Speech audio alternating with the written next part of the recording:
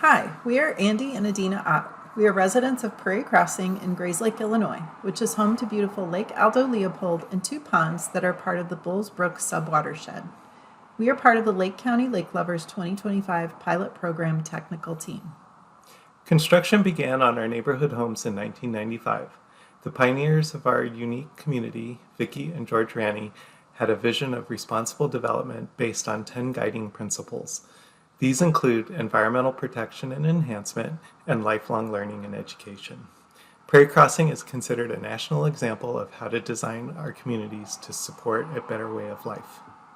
The ponds function as an innovative stormwater collection system that uses long-rooted native prairie plants to slow and purify rainwater and snowmelt on their way to the large centrally located Lake Aldo Leopold. This lake not only serves as a detention basin, it is also a popular amenity used by residents for swimming, boating, fishing, and skating. Sanctuary Pond at the north end of the community is home to endangered and threatened species of fish.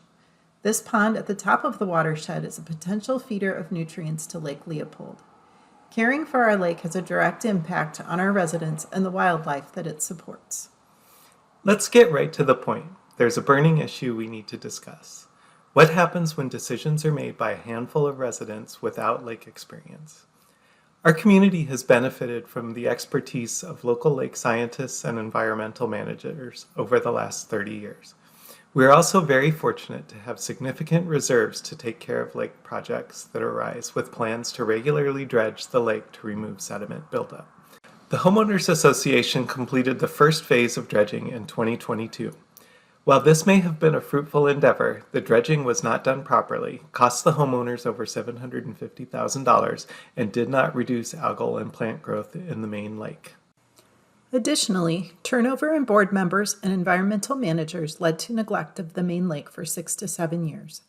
The runoff from the gardens and sewage spills combined with stirring sediment through dredging led to poor lake conditions.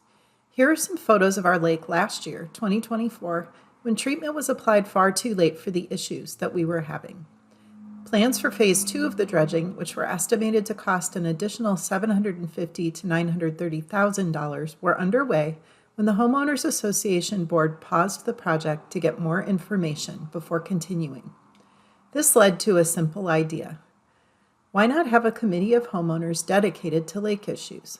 John Schuster spearheaded this effort and spent countless hours poring over lake studies from 10 and 20 years ago to understand the history of the lake and its treatment.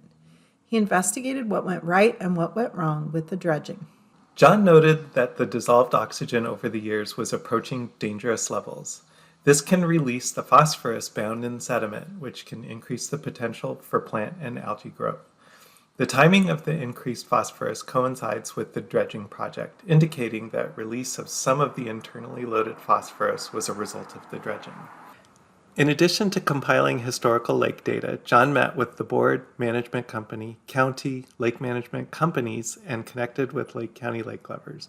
He organized volunteers to form the Lake Committee, which reports to the board of directors. The board has authorized the committee to make day-to-day decisions based on an approved budget. In addition to joining the Lake Committee, Adina and I joined the Lake County Lake Lovers at John's urging this past February with zero experience in lake management matters. We were warmly welcomed and quickly decided to join the tech team for the pilot program.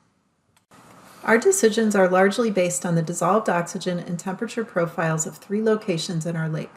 Our target is to keep oxygen levels above 5 milligrams per liter to ensure the health of our fish population. A decrease in dissolved oxygen is normal as the air and water temperatures increase, but algae treatments also lower dissolved oxygen as the algae decomposes. Treatments need to be minimized as oxygen levels drop. Through the support of the pilot program, we can measure more frequently in more locations and make treatment decisions in real time.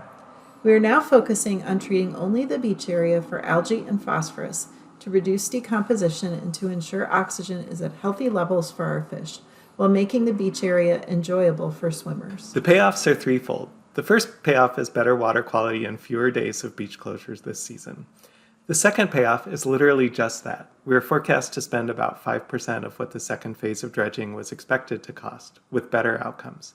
The third payoff involves Prairie Crossing's 10 guiding principles. We have stronger connections to our neighbors via the Lake Committee, with the Lake County neighbors through Lake County Lake Lovers, and with nature through spending more time on the water. We are learning lake science, the characteristics of the lakes of our county, and how to operate and calibrate the shared equipment. We are living the guiding principles of environmental protection and enhancement, a sense of place, a sense of community, and lifelong learning and education. Here's our ask. Get involved and stay connected. Do not give away your power and do not assume money will take care of your lake problems. Timely data collection and informed decisions will keep your lake far healthier than large, costly projects. Lake science is complex, intricate, and interconnected. You may not be an expert, but you can learn. You can make measurements. You can drive tech team members on your boat.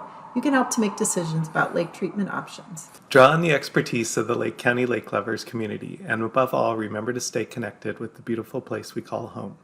If you want to learn more about our story, reach out to Lake County Lake Lovers and they will put you in touch with one of us. In the words of our lake's namesake, when we see land as a community to which we belong, we may begin to use it with love and respect. That land as a community is a basic concept of ecology, but that land is to be loved and respected is an extension of ethics.